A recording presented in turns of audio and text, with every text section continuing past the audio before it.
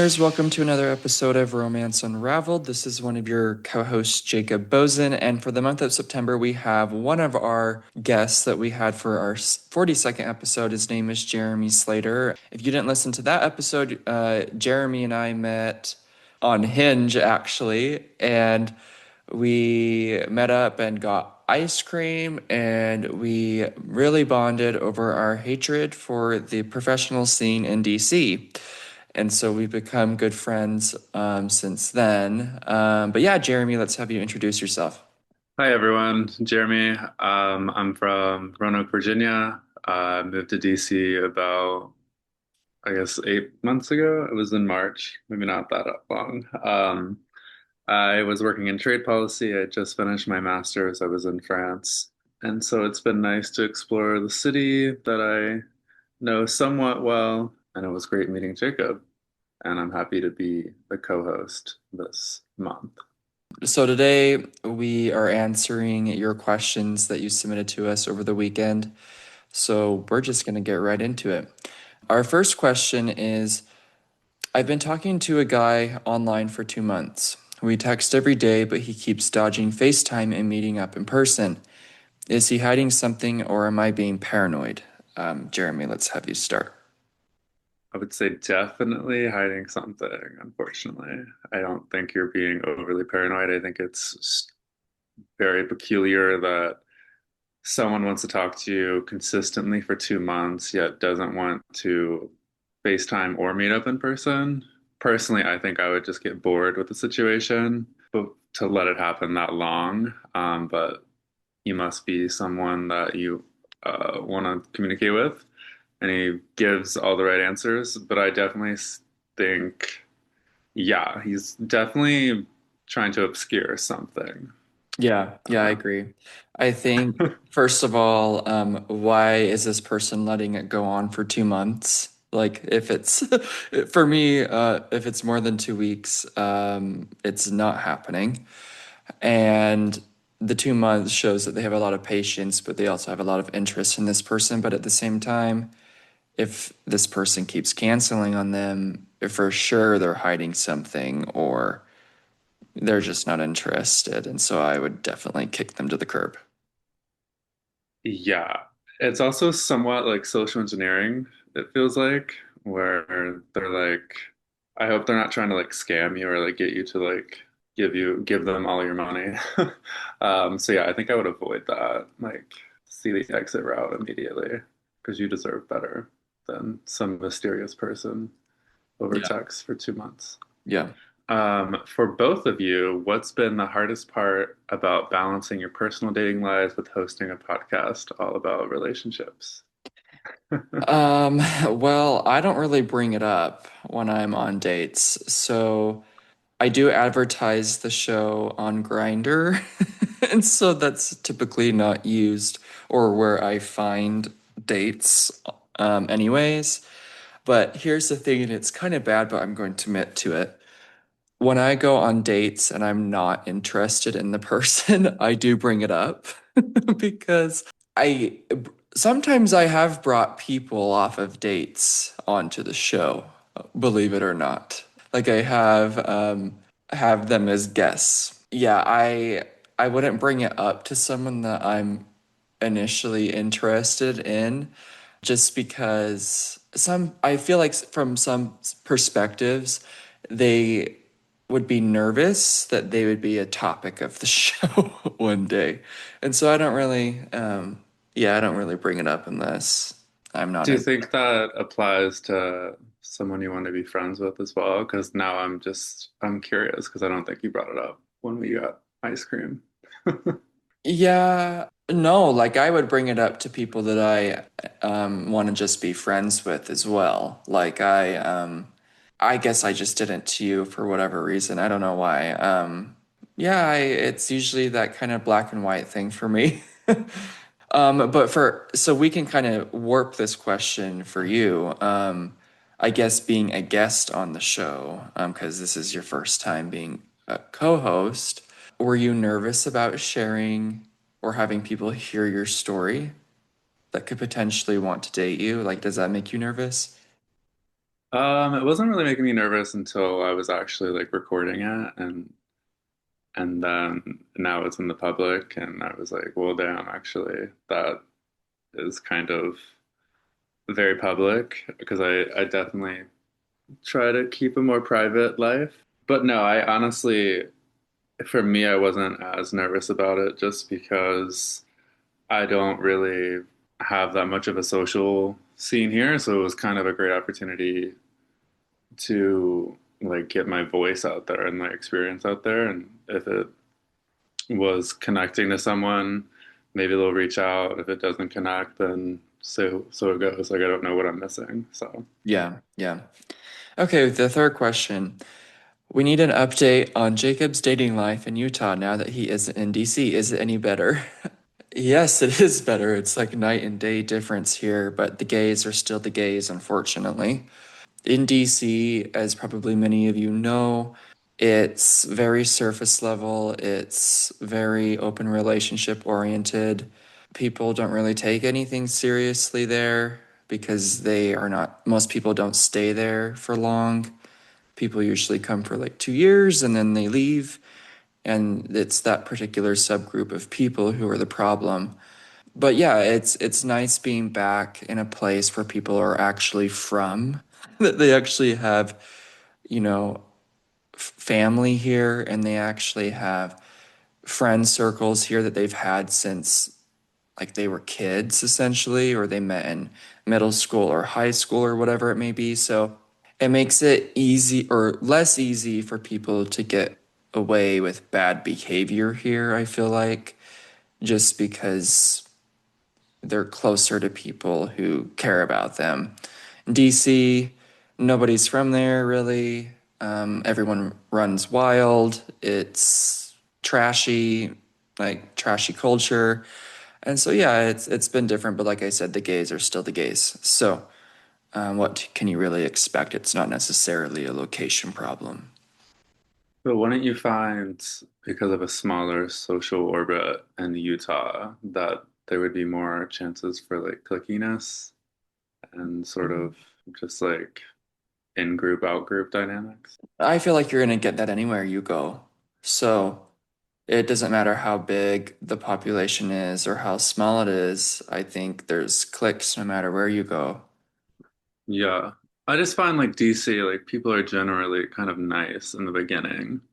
I mean, you have obviously like the extremely mean people, but I feel like everyone's extremely nice in the beginning, and then they're fake and they're like, let's hang out, and you'll never hang out with them again or see them again. But at least for me, I'm enjoying that dynamic at the moment because I was in Paris for 2 years and they're just absolutely brutally mean for Mhm. like their entire existence. So yeah, that's very interesting. So the next question is, my boyfriend says he's not ready to commit, but still wants exclusivity.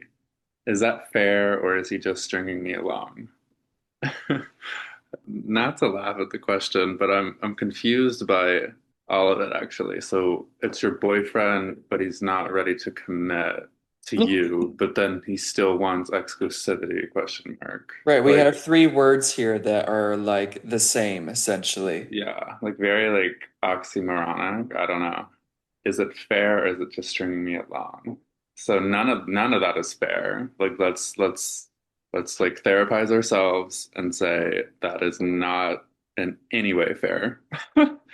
I think it's unfair that you have such like an unknowing understanding of like what you're in at the moment. I think that's extremely unfair to you, and it's really unfair to yourself to like continue to think about the situation that way.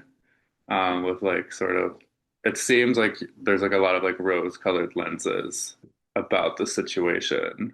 Um, so Yeah. yeah, that's my first take.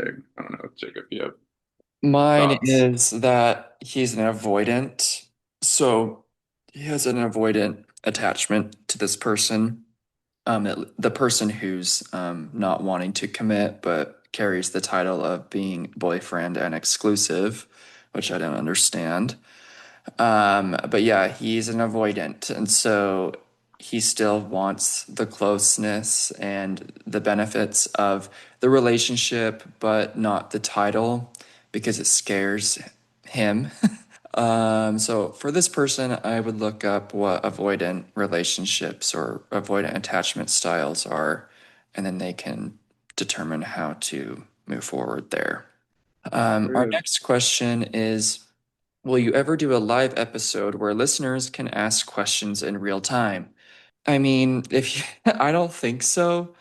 I don't really know how I would do that other than on Instagram Live, and I would have to record the audio somehow. So I don't know, maybe we could do like an exclusive invite of our top listeners to like a Zoom or something and do it that way. Or it could just simply be not an episode and just, an Instagram live where we answer it that way. Maybe. We'll see. In one of your recent episodes, you mentioned dealing with ghosting. Have either of you ever ghosted someone, and do you regret it? I Um, love the and. So they're assuming that we've ghosted someone. it could be Um, from someone who knows me. They don't know that you're on here yet, so it seems more targeted at me. But you go first. I think ghosting's a terrible like social element that we now have to deal with in the age of technology. But I think personally, I have definitely ghosted someone, but there's like a severity in my mind of like the scale of like acceptable ghosting. For example, if I have only talked to you once or twice on Grindr and I don't respond to you, that's not ghosting. That's just me not answering you. But if I were to be like going on like multiple dates with someone and like you've divulged personal information about yourself to me and me likewise, and then I ghost you or they ghost me, that's horrific and I do not condone whatsoever. And I have done that unfortunately when I was younger, and I do very much regret it as I've grown older and my frontal lobe has fully developed. So, yes. I don't think I've done it that I'm aware of. So, well, at least with people that I have met in person, I don't care what happens. If I've met you in person and I'm not into it, you're going to know. Or I kind of take you into a more like friend route. That's typically what I do. But kind of like you said, Jeremy, if you're talking to someone on a dating app and you have not met them and you just don't respond because you lost interest or whatever it may be, I don't see that as ghosting. But if you have met them, I think it totally is ghosting. And I don't think I've done that to somebody. That's been done to me, of course, but I, yeah, I had not done that. Our seventh question is, I just found out the guy I've been dating casually is also dating one of my coworkers. Should I confront him, tell my coworker, or walk away? I This is honestly, such a crazy question. It's my favorite one.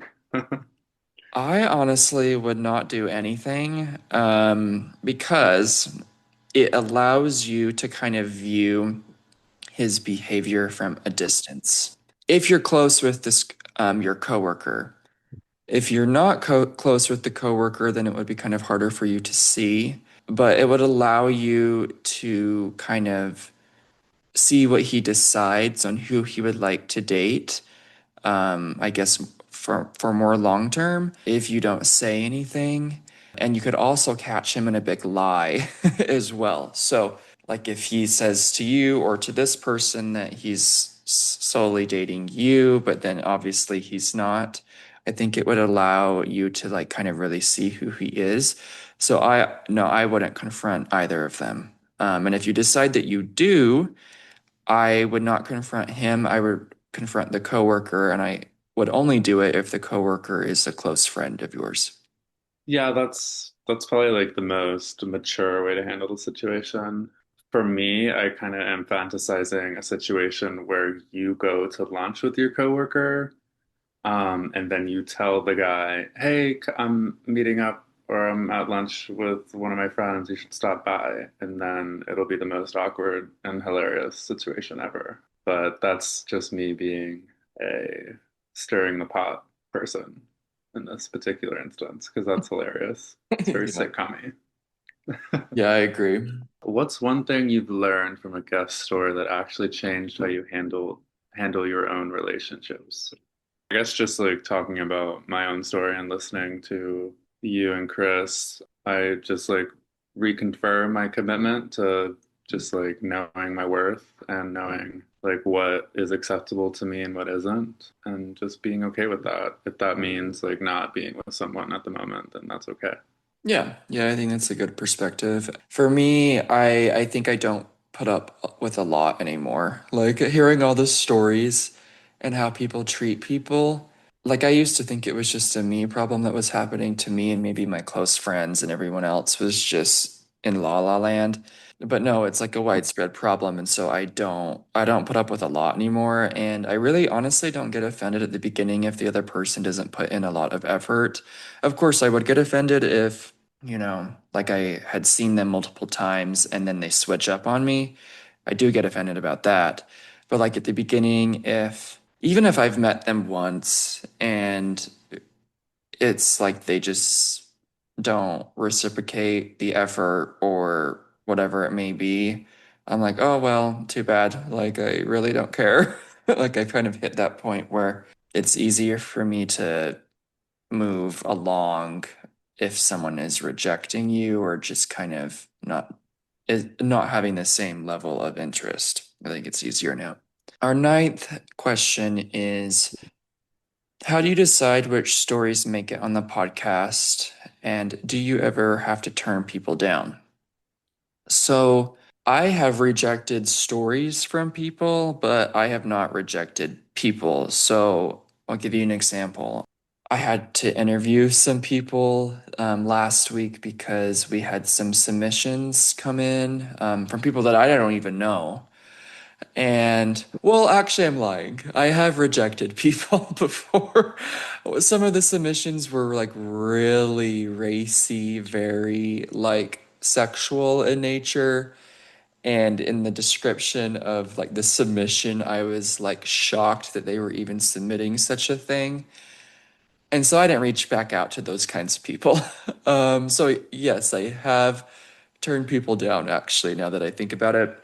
But for others who maybe don't have the magnitude of like quote unquote crazy, like a crazy nature to their stories, I kind of work with them to figure out what could probably be the aspect of the story that has the most drama in it, and then we focus on that aspect for the story.